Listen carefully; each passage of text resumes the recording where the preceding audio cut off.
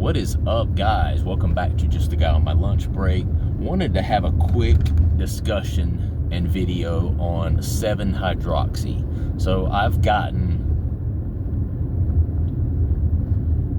I can't count how many messages I've gotten recently in regards to 7-hydroxy, which is like the newest, latest kratom product that is, taking us by storm, okay? And all it is an alkaloid of kratom, but the particular alkaloid in certain tests has been shown to be stronger than even morphine, okay? So with that said, it's no surprise that you go and you put it on the shelves of all these head shops and you sell it online and stuff like that all throughout the country or all throughout the world. It's no surprise that some people are having issues with it.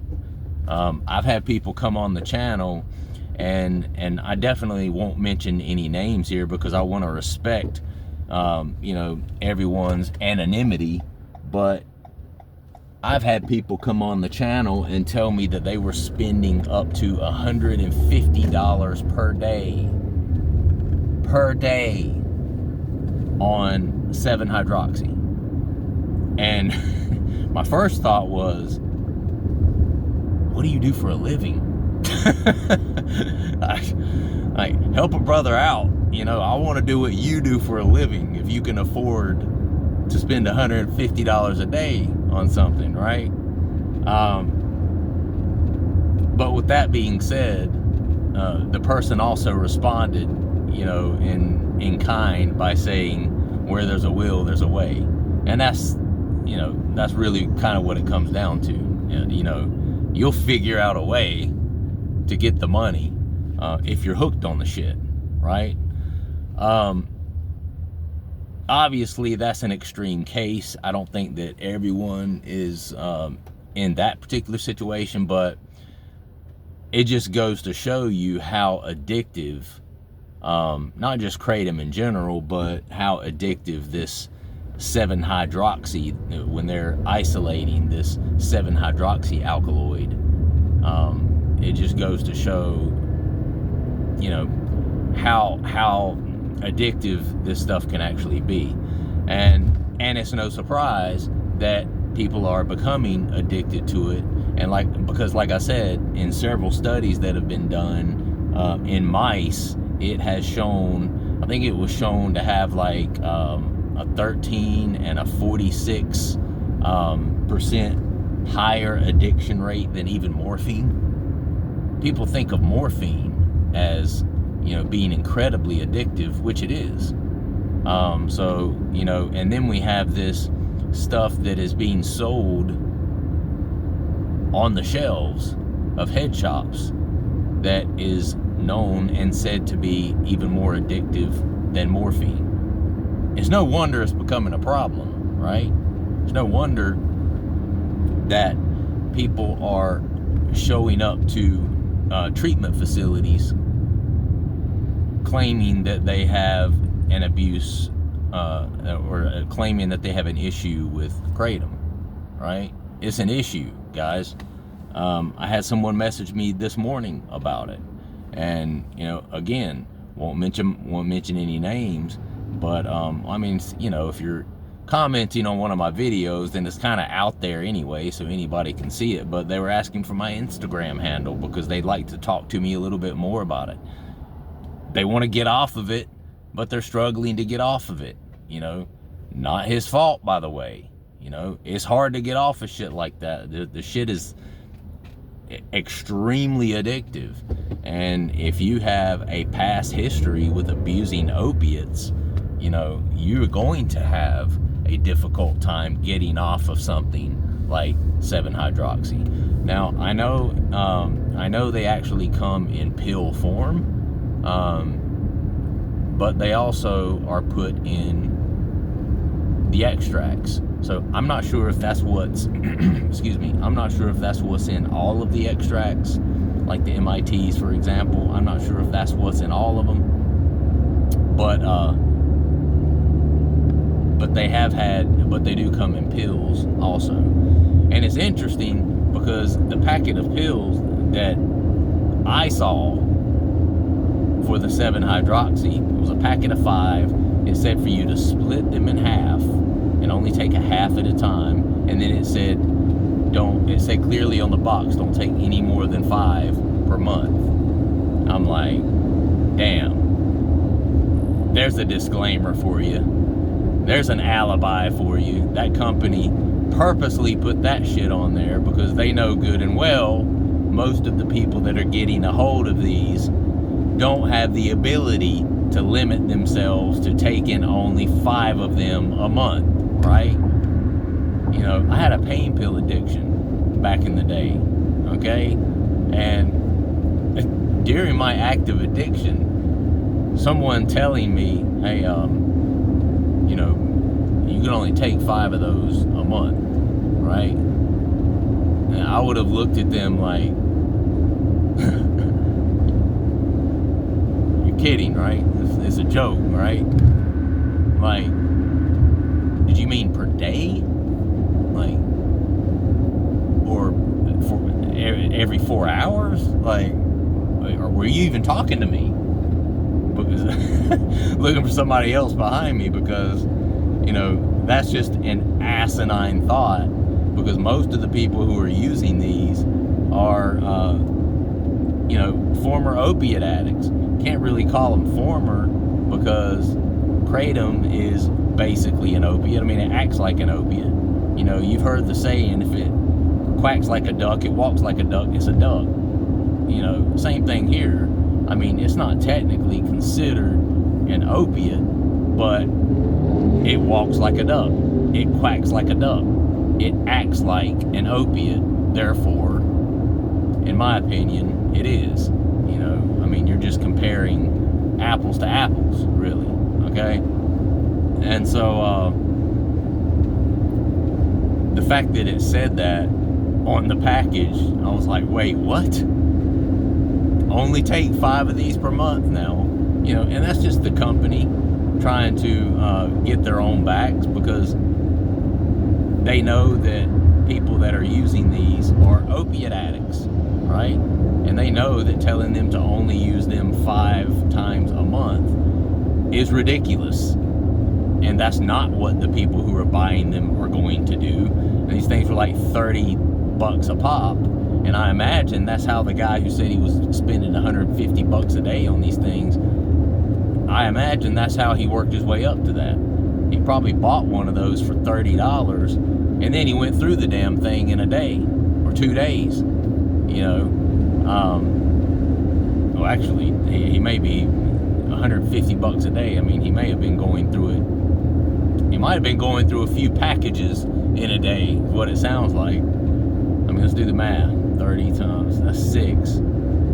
30 times 6, getting there, right? 30 times 5, 30, 60, 90, 120, 150. So if you took 5 of those packages, 5 of those $30 packages per day, that's $150 per day. And there's 5 pills in a package. So they're telling you to only take the 5. So in other words, you're supposed to buy one of those $30 packages that has 5 pills in them, and that's supposed to last you for a whole month, right? I just had a guy telling me he was spending $150 a day on them, which is 5 times that. So that package that is supposed to last you a month is lasting this guy through the morning time, basically, probably up until about noon. You know, and again, I'm not sure if that's exactly what he was taking. All I know is what he told me he was spending on them daily. And shit, man, I really felt for the guy when he told me that. You know, and if you're listening, my bro, I'm here for support any way that I can support you. I mean, I can't support you financially on your habit, obviously, and I wouldn't. But you know, any support or just a listening ear that you might need, you know, and this happened in a live stream, and you know, I'm not the kind of guy that typically tells people go get help, go get professional help. But in his case, bro, you're spending $150 a day. You obviously can't afford that. You know, not to mention how it is probably wrecking your physical health and your mental health. You know, that's I mean, when you put all of those together, it's like, you know, it's shit's eating him alive, man. And I actually encouraged him, hey man, you know, go get some professional help. You might need to go see a doctor, you know, go see an addiction specialist. Go, you know, there are local treatment facilities in every city, every town. And, you know, a lot of times regular care physicians will not help people who are struggling with addictions like that. Now, I have a bittersweet feeling about why that is, and I have an inkling that the reason they don't do that is because the government wants you to filter back through them. They legalize or allow these things like 7-hydroxy and kratom to be legal so that all of these opiate addicts across the world and across the nation can get addicted to them, right? But then, if you go to your regular primary care physician, he won't do shit for you in a lot of cases to give you anything to help you to get off of them. They're going to try to filter you through the proper channels so that the government can get their piece of it. You know what I mean? So that the government so that they can fuck you twice. They can fuck you by taxing the kratom and taxing the 7-hydroxy that you're buying every day. They're getting money from you in that way. And then when you get hooked on it and your life becomes completely out of control because you can't stop taking it, then they're going to get you a second time, and they're going to fuck you a second time by making you go to a treatment facility where they're going to either take your money right out of your pocket there to treat you, or they're going to hit up your insurance company if you have insurance, and they're going to drain them dry, and then they're going to get some more money from you, right? I have some pretty strong feelings on the way our government is set up, and I'm not, you know, necessarily a government like conspiracy theorist sort of person, but things are designed the way they are for a reason, right? And Big Pharma can't touch kratom, right? Because kratom is not FDA approved. It hasn't been, you know, the governing body that looks over all these drugs and medications that get legally, you know, given to us through physicians and treatment facilities and things like that, has not looked over kratom. It's not FDA approved. Kratom is not, right? So Big Pharma is not getting money in that way from kratom. So they're gonna fucking get it somehow, bro. They're gonna get it somehow, and they're gonna get it through taxing you for it, and then they're gonna get it by virtue of the doctors, your primary care physicians, in a lot of cases, are being told not to help you with that stuff, to send you to a professional treatment facility where they can oversee your getting off of it, right? This conversation is taking on a completely different turn. I'm not throwing off on treatment facilities because I think in a lot of cases treatment facilities are necessary, and I think people obviously can get a lot of benefit from the treatment facilities. But let's just say the government is getting their money from you in a couple of different ways, you know, as it relates to kratom. Okay, so It is what it is. So 7-hydroxy is just kind of the latest wave of kratom products. Apparently it's much more addictive than just the kratom powder, who has all of the different alkaloids and stuff in it. It is way more concentrated, and you can tell that by the price of it. You know, you're paying a lot more money for the products, the 7-hydroxy, than you are just regular kratom powder. You can get regular kratom powder for pretty cheap. The 7-hydroxy, because it gets you high as hell and you feel like you've taken 3 Percocets when you take them, or when you take it. And I know because I tried it. Somebody told me the other day, you're lucky that you got out before the 7-hydroxy kind of became a thing. I did, but I really did it. I actually did try one of those 7-hydroxy capsules. I mean, it's been a while, probably, you know, I'd say like 8 or 9 months ago. And a guy that worked at one of those head shops, we actually owned the head shop, and he was addicted to kratom for a while. He's off of it now, but I had several conversations with him while I was in there about different things, and he would, you know, give me samples of things. Hey, have you tried this? Have you tried? Well, here, try it, you know. And there's a couple times he would give me samples of stuff, and he actually gave me a sample of one of the 7-hydroxy capsules.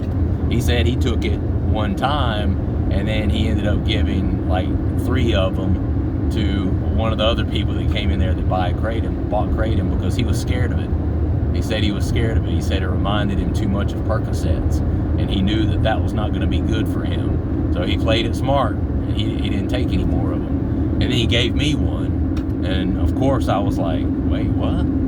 You say it makes you feel like Percocet? What? I heard Percocet, and I was like, you know, that's literally what I used to be addicted to when I was on pain pills. But anyway, guys, I don't have much more to say about it. I just wanted to talk about 7-hydroxy a little. If you are having an issue with 7-hydroxy and you found yourself in a situation where you feel really stuck, like I've had several people message me recently on the channel and tell me they're in a really bad spot with this 7-hydroxy.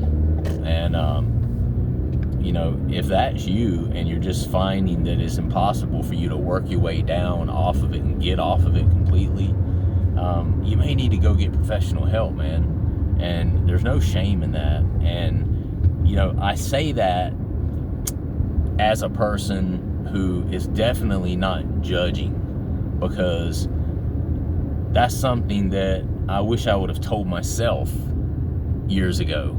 You know what I mean? And I've been fortunate to kind of run this channel and be able to keep myself accountable in that way and get myself off of kratom by tapering via the powder. And fortunately, I've not gone back to it. I don't know how I've done it. You know, quite a bit of prayer and just being stubborn about it this time, you know, but it's only for today. I'll never say I'll never try it again, because I know how strong that addiction is that lives in me. But, you know, I look back on my life and think that all the time that I've wasted and the money and resources that I've wasted on not just kratom but other things, how I hurt those around me, including my family when I was on pain pills and this and that and the other. You know, I look back on all that and I have all the shame and the guilt that's associated with those actions during that time, or my actions during that time. And I look back on it and, you know, I wish that I would have gone to get some professional help and gotten off of it, you know, way sooner than I did. You know what I mean? I'm 48 years old and I'm just now getting off of it. You know, I mean, it's been what, a couple of months, approaching 3 months now, I think. And I had a real battle with it, man. Real battle with it that lasted probably close to 5 years. But anyway, 7-hydroxy, that's a thing now. And a lot of people are heavily addicted to it. that's obviously a big problem, guys. It's a big problem, okay? And, I just want to say to everybody out there that I'm here for support. I'm only one person, so, I would love to be able to spend more time helping people that are in these situations. But, unfortunately, your boy has to get out there and get a job. And I got one recently, and I started training for it this past week. But my wife and I talked about it, and there was several things that I learned about the position during the training process that my wife and I, neither one of us knew about it. And my wife makes really good money, and she's able to kind of hold down the fort, at least for a little while, without me working, okay? So, we decided for me to step out and to turn in my materials and not do that position. We had good reasons. There was a lot of things about the position that were not disclosed to me up front that I ended up learning during the training process, and I was like, wait, what? So there's evenings and weekends required here? What? So you're only paid this much based on commissions? Wait, what? The salary, the base salary is this low? There's a lot of things they didn't disclose to me, and I felt some sort of way about that because it's a sales position, but they kind of sold me on it. They put their sales hats on when they're, oh, this guy's a high quality candidate. He'd be really good at this. He could earn the company a lot of money. And I guess they hoped that I was going to be stupid enough to go in with both feet and just go in there and kill it. But there were certain things that, I'm going to be requiring when I work a job. And one of those things is I don't want to work evenings, and I don't want to work weekends. And my wife doesn't want me to either. I have a little boy at home. Time with him is really important. Those years go by really quickly. I'm not going to be working evenings, including days and evenings. And then I'm not going to be going and doing stuff on the weekends that's going to keep me away from him. I'm not doing that. I'm just not. I have a college degree, tons of experience. There's other things that I could do aside from that. So it sounded like a good idea at first, but then I was like, once I heard all those other details, I wish that I was self-sustaining enough on this channel to where I could continue to help people. But I'm just not, and I've had people, it's just not big enough yet. I'm monetized, but it's not enough yet, for me to be able to justify staying home and running a YouTube channel all day. It's just not enough.